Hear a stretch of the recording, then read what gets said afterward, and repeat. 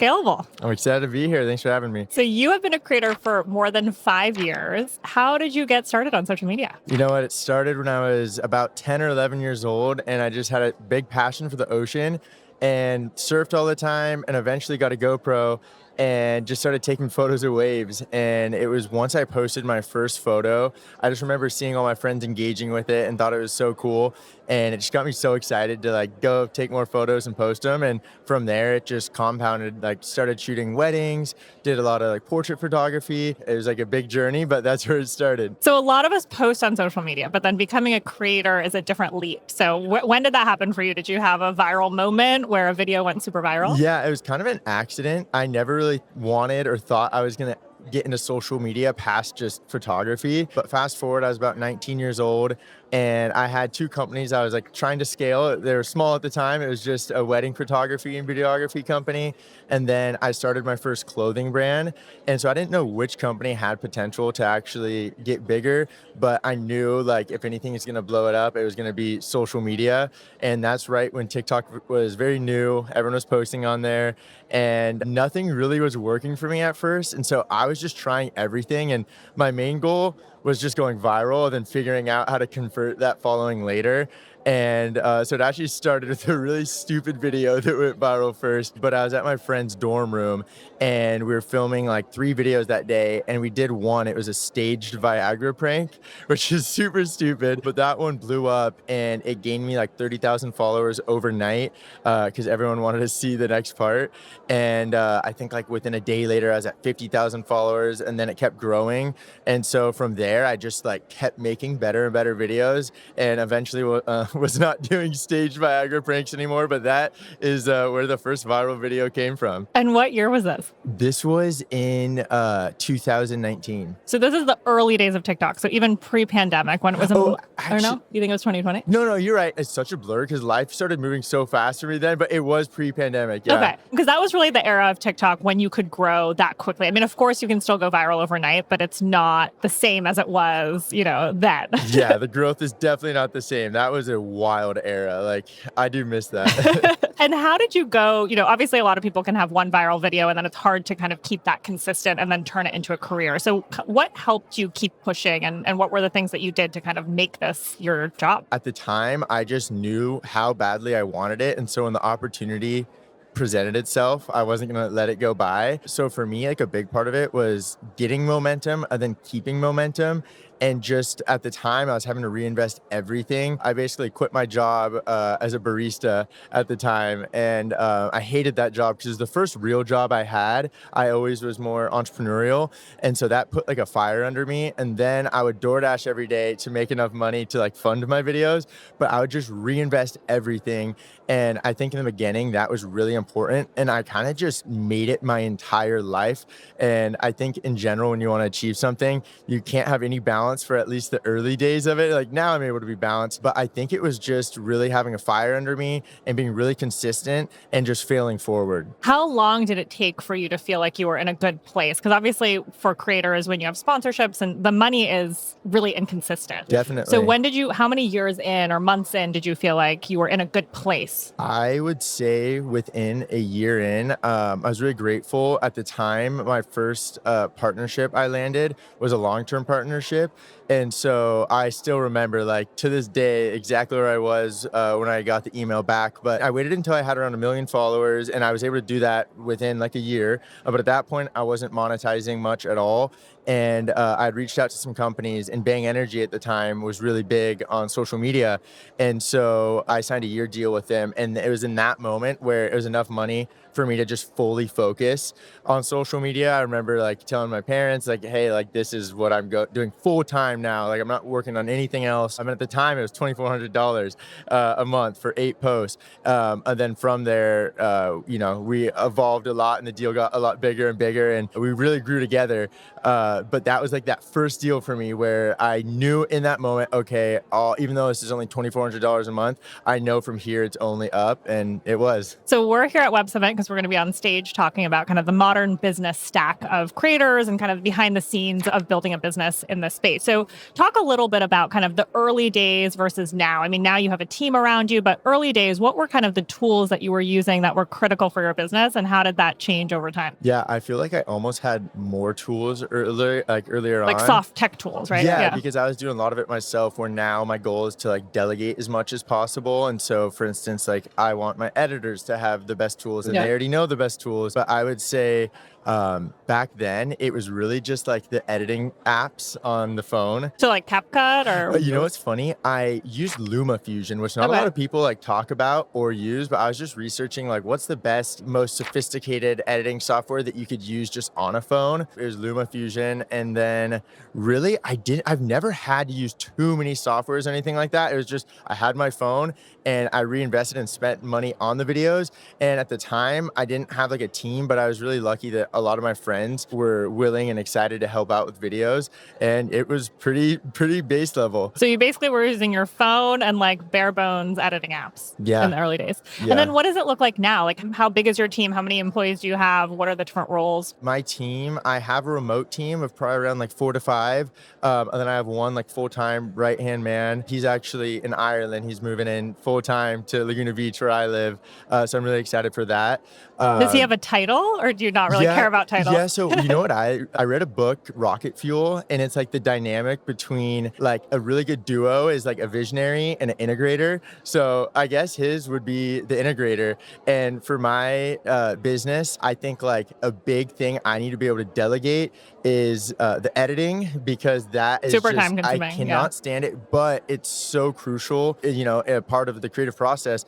And so he's going to be doing all the filming, editing, but also he's a very good team leader. So the goal is like that he'll be able to have people under him so that I'm not managing a team as much so as I am now, and I can really just focus on that more broad scope, you know, what my vision is. But yeah, my team's not that big. I work like extremely hard, but I have some remote editors, I have filmers, I have a kind of logistics manager, and then I have assistants who will help with more simple things like setting up props. But there's some times where it'll just be like me and one other, and you know, obviously I have like a whole like a tax team, accounting team, bookkeepers, stuff like that. But yeah, my team's not that big. When you say props, like what props do you need for videos? What's the process for like managing them, obtaining them? It is so different every single time. I guess the most recent was a brand deal I did with the vacuum company. Okay. And they basically tasked me with wanting to make a viral video for their robot vacuum cleaner, which isn't, you know, the easiest thing. So you have to get creative. And I basically had to buy like a bunch of stuff to make a mess. So it was just from like Walmart, a bunch of stuff like that. And then we needed to get these acrylic boards to not actually ruin the house. And those, like, they were expensive. We probably spent like a little bit under $2,000 on these like clear acrylic boards, but no one would think that's like a big expense, you know? So it's so different every time, but it's also very, very random. Are those baked into kind of the sponsorship where that's covered as part of the deal, or these are just things that you're bringing in for the video? No, I would say I rarely do any partnerships where they're like, oh, we'll cover video expenses and pay you. They just have my overall budget, and then I just know like, okay, I'm gonna reinvest this much. And I try to reinvest a good amount into my brand deals. Like obviously keep the profit margins high, but I think a lot of people want to keep like just so much profit, and then they're not making as high quality of a video. And for me, I've found like it's really beneficial when you actually reinvest, because you're going to get rebooked or other brands are going to see it. And so my goal really is like every time, how can I make this go extremely viral? And it's been really beneficial for partnerships. How does AI play into what you do? I mean, is there, you know, AI that you're using for ideas, for video editing? Like how does AI work in now? My goal with AI is I don't want to ever have it look like I'm using AI in my videos, but instead just use it as a tool to kind of like optimize and give me a better workflow, which honestly, it has been a life changer. It's interesting to see what it'll do, you know, in the creator economy, especially with all these AI generated videos. But for me, And my team personally, we're really big on, it was funny, I actually just met the team from 11 Labs. They're here right now. Yeah, voice AI. So I have like an identical replica of my voice, and we don't actually use that in the final draft voiceover. But my system prior to this was I would have an outline ahead of time. Whenever I film a video, I always like can watch it in my head before it's filmed. I know exactly what the voiceover is. I know everything, like pretty much to a T. And so what we would do is we would film the video, I would do my voiceover, and then the editor would edit. But then with revisions, it would be like, oh, we should change this voiceover, like change these little things. And so I'd end up doing the voiceover a couple times. And sometimes the editor had to wait on me before he could get the workflow going. So now what's really cool is we have the outline, and then the editor can just type up what my voiceover is. It sounds exactly like me. And then as he's editing, he can tweak things, because maybe there's a part of the video where I'm doing real life talking and we have to change how the voiceover comes in to bring in that natural flow. And so that's been huge, because now my real voice and me actually like working on doing a voiceover only happens at that final stage. So that's really cool. There's some really good noise isolation tools that I love, because it levels all the audio really well, and then it gives you that studio sound. I love that. And then just other simple things. Like I was in Ireland the other day and needed to do a brand partnership. But I didn't have, it was a drink company, and I didn't have it in the shot. And so we were able to use AI to put it in the foreground. Product placement. And it looked like completely real, and it like saved me. So usually just little things like that. How do you feel about why not use the AI voiceover if it sounds just like you? My view on it is I think that videos are going to start losing that personal touch a lot. And I think the more that people are using AI too much, the more you're going to see that gap, and there's going to be a lack of authenticity in a lot of people's videos. So for me, like even with ideation, I will only use AI after I have my full ideas creatively outlined, and then I'll use ChatGPT and be like, how could I improve this? Am I missing something here? But I don't use it at all as a crutch or as like an ideation factor. It's only after that. And I do use it a lot too, to like, I'll talk to it and it'll make my outlines for me, but it's all coming from my brain, because I think nowadays everyone's just relying on ChatGPT to think creatively for them and do all that. And I'm like, for me, in general with AI, I don't want it to take over any of the creative process. And I think that's gonna be a powerful thing. People who don't let it take over the creative, they just let it help with operations. I think long-term, that'll be really beneficial for creators. And you told me when we chatted before that you use a physical whiteboard, right? To actually put out ideas. And so tell me about that process and how that's evolved from the early days. Yes, definitely. So I attribute a lot of my success to whiteboards. I seriously love them. I'd say from the very start, it was always like the whiteboard that I could really just like put that vision from my brain on paper. I've always loved it. And so early days, it started, at my family's house in my room. I just had one whiteboard. And then when I moved out and got my own place, I had an office, and basically I had like 3 whiteboards on one wall, and each one was a posting schedule for every platform. And then I had a massive 8-foot whiteboard on the other wall, which is like the logistics whiteboard. So what we would do is first we would plan out, like I'd look at the given month and I'd be like, if I make all these posts and post it like this and like kind of schedule it out like this, my page will have a lot of momentum. And so I'm just really good at understanding that from like a creative aspect. But then it's like, okay, in a perfect world, these are the videos we film. This is how it's scheduled. How can we achieve this? And then we turn around to the other whiteboard, and then we start writing like, we need to film this. We need to travel here by this date, do all these things. And then we, go back and forth between the two until we knew, okay, we can achieve this. And I loved it. It was amazing. The only issue with that is traveling. Yeah. I was so out of sorts, because I'm just so used to having that like system. And so a couple of years ago, I ended up kind of transferring everything on a Notion, which I love, because I still have that same flow where I have like my 3 whiteboards for the posting schedule, I have my logistics. So you still have the physical. Yeah. Well, no, it's all on Notion now. Okay, so it's all on like the Notion. 3 whiteboards Okay. essentially. They've gone digital. They've gone digital. And it's nice because I can have like my whole remote team on there. And then I can, like right now we're in Qatar. You can edit it on the go. Yeah, exactly. So it's just so much better that way. But I do really want to get a digital whiteboard. I don't know if you've seen those.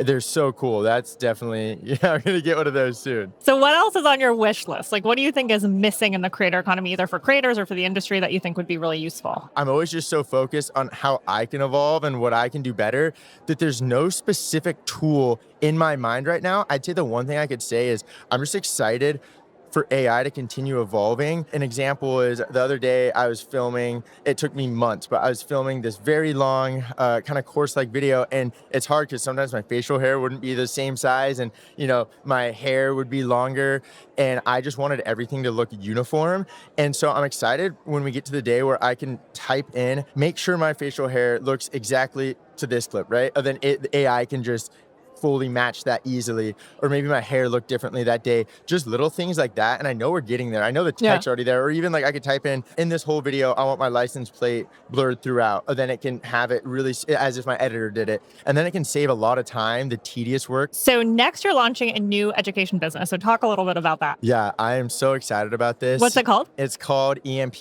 Elevate Media Partners. Okay. And this for me is just, it's so exciting because I have so much passion for what I do. And like from, I would say the start of me having that success, I would love just helping other people and then seeing their results and all that. And so I'm just excited to have this kind of new chapter. I still love making my viral videos and the fun videos, but for me, I feel like this is very fulfilling, and being able to kind of bring my systems to other people is exciting. So it's an online education business for other people who want to be creators? Yeah, so it's mainly going to be for business owners that already have successfully running businesses, but they haven't yet leveraged social media. And something I saw is I would talk to so many entrepreneurs, and they see the value in being on social media, especially as a business owner. And if you look at like a lot of the companies nowadays that are crushing it, they have organic marketing figured out. Back in the day, it's all paid marketing. And now I think a lot of the companies that are doing really, really well, they just understand organic marketing. That's why you see so many of these new brands partnering with influencers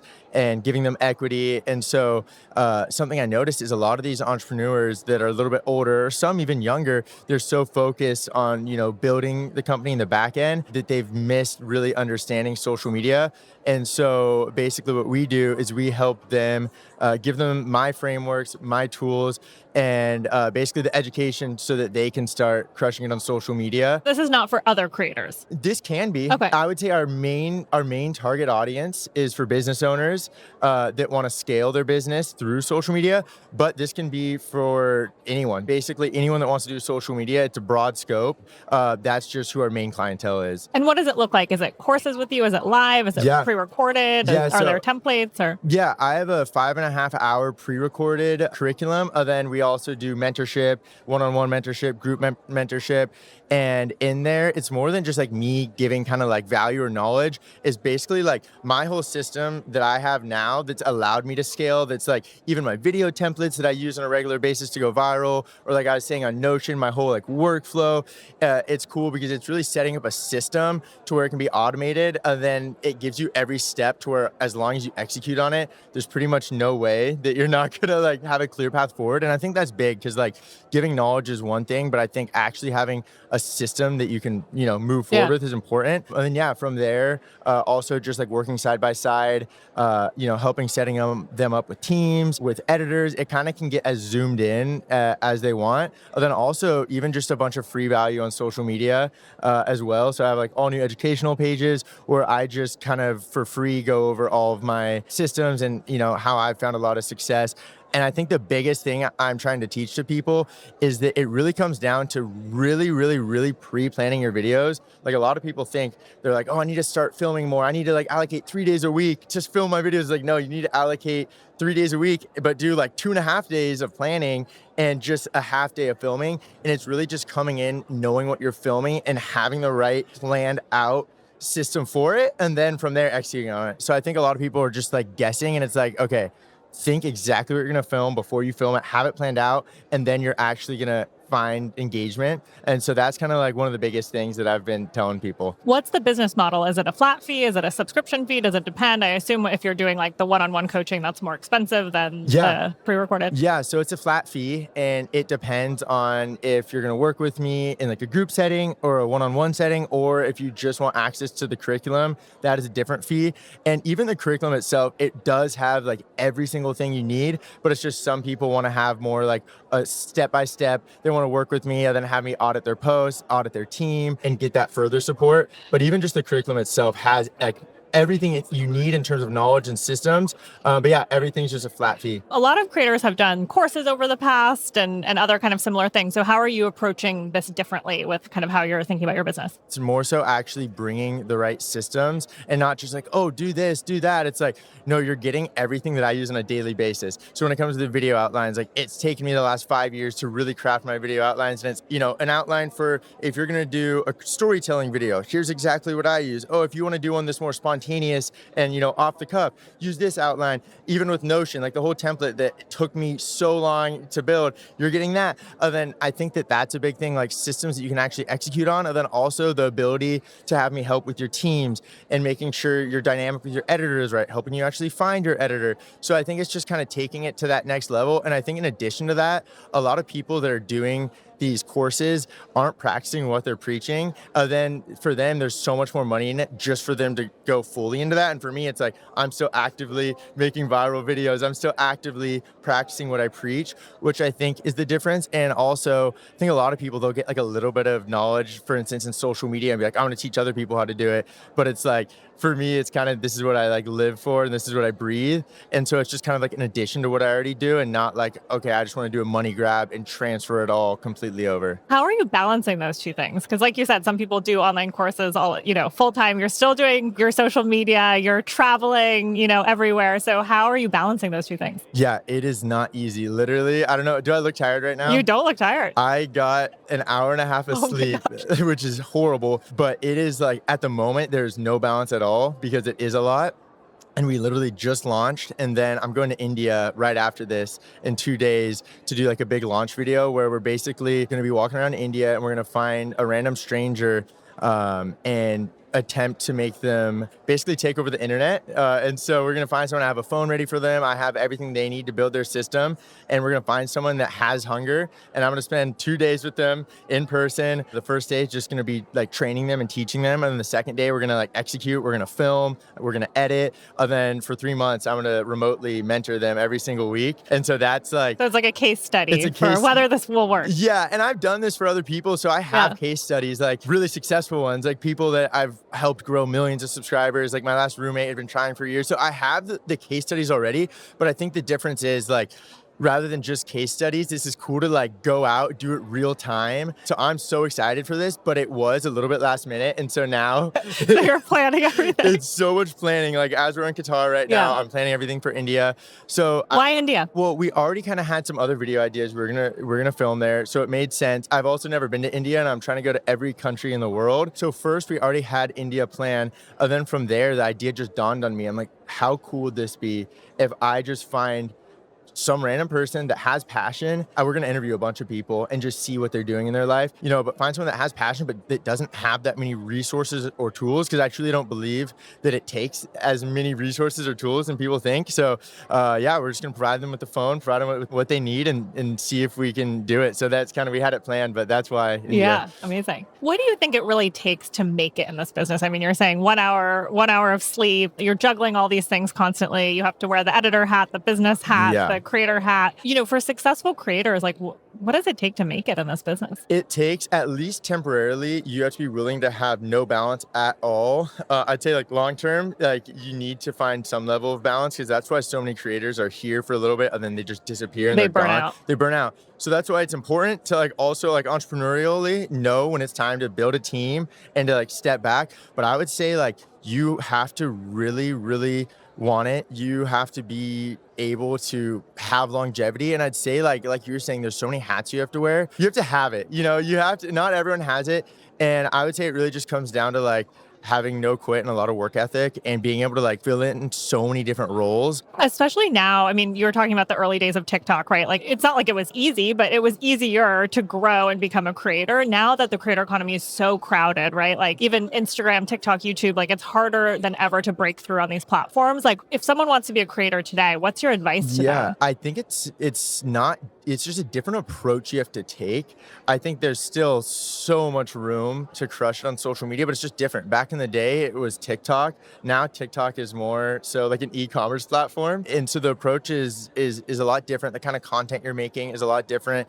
And I would say you just have to go about it more organically, and people are liking to see things that are less set up. They want to see more real, raw, behind the scenes, what your life actually is. And there's a lack of that right now. And so I think that's a very important approach. And I think kind of going more heavy on Instagram and on YouTube and really building your personal brand, and also knowing when it's time to utilize, the viral tactic of making viral videos and getting those millions of views on you, but then also having other content buckets and content pillars that really build out you and your personal brand.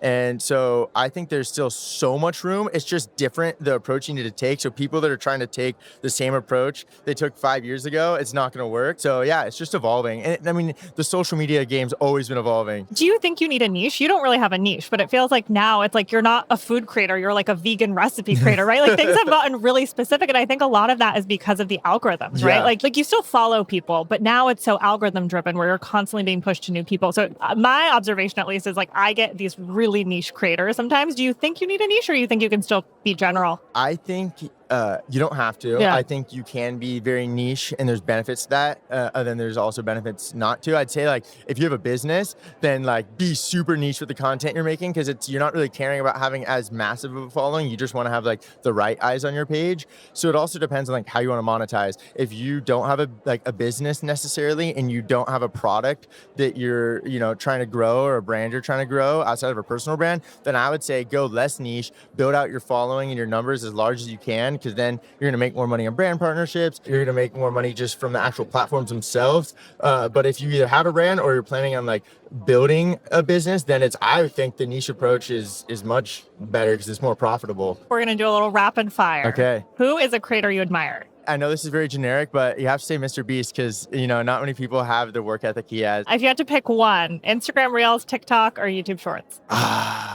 YouTube Shorts. Why? YouTube Shorts for me, they do very well, and they always have. What's the one thing creators need to start a business? Passion. What do brands get wrong about creators? They need to let creators have their own vision. What's the biggest misconception about the creator industry and the creator economy? That every creator is rolling in it. Biggest advice for someone who wants to be a creator? Fail forward, don't stop.